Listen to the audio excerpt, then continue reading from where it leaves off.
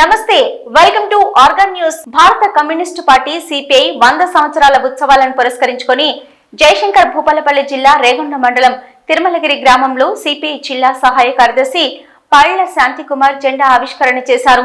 అనంతరం ఆయన మాట్లాడుతూ భారత కమ్యూనిస్టు పార్టీ సిపిఐ 26 డిసెంబర్ 1925లో కాన్పూర్లో నిర్మాణం జరిగిందని, దేశ స్వాతంత్ర్యం ఉద్యమంలో పాల్గొని బ్రిటిషు సామ్రాజ్యవాదుల వ్యతిరేకంగా ప్రజలను సమీకరించి సంపూర్ణ స్వాతంత్ర ఉద్యమానికి పిలుపునివ్వడం జరిగిందన్నారు. కాన్పూర్లో కమ్యూనిస్టులపై బ్రిటిష్ వారు అనేక కేసులు పెట్టడం జరిగిందన్నారు. అయినా కూడా వాటిని ఎదిరించి కమ్యూనిస్టులు స్వాతంత్ర ఉద్యమంలో లక్షలాది మంది కమ్యూనిస్టులు పాల్గొనడం జరిగిందని పేర్కొన్నారు.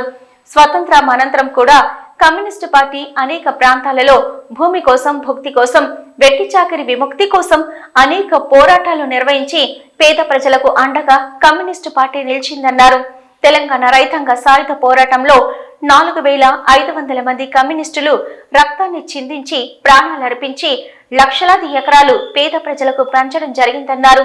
భారత కమ్యూనిస్టు పార్టీ సిపిఐ ఆధ్వర్యంలో నేటికి పేద, బడుగు, బలహీన వర్గాల హక్కుల కోసం ప్రభుత్వాలపై పోరాటాలు చేస్తూనే ఉందని తెలిపారు. ఈ కార్యక్రమంలో రేగొండ మండల కార్యదర్శి పెంట రవి, అన్నారపు రాజేందర్, చిగురుమామిడి మోహన్, కుడారి భవానీ, సాధు, సారంగపాణి, పరిసర రాజయ్య, తీగ సారంగం, కాసల్ర శ్రీనివాస్, పెద్దపల్లి రమేష్, చెక్క కుమారస్వామి, ఎండి చాందిని, కర్రు రఘుపతి తదితరులు పాల్గొన్నారు. భారత కమ్యూనిస్ట్ పార్టీ తిరుమలగిరి గ్రామంలోని జెండా ఆవిష్కరణ కార్యక్రమం చేయడం జరిగింది.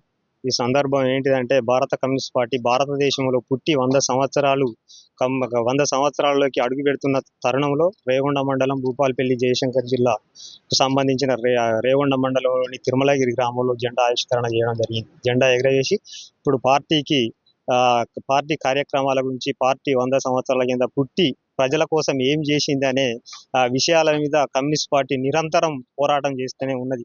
ప్రజా సమస్యల మీద, ప్రజలు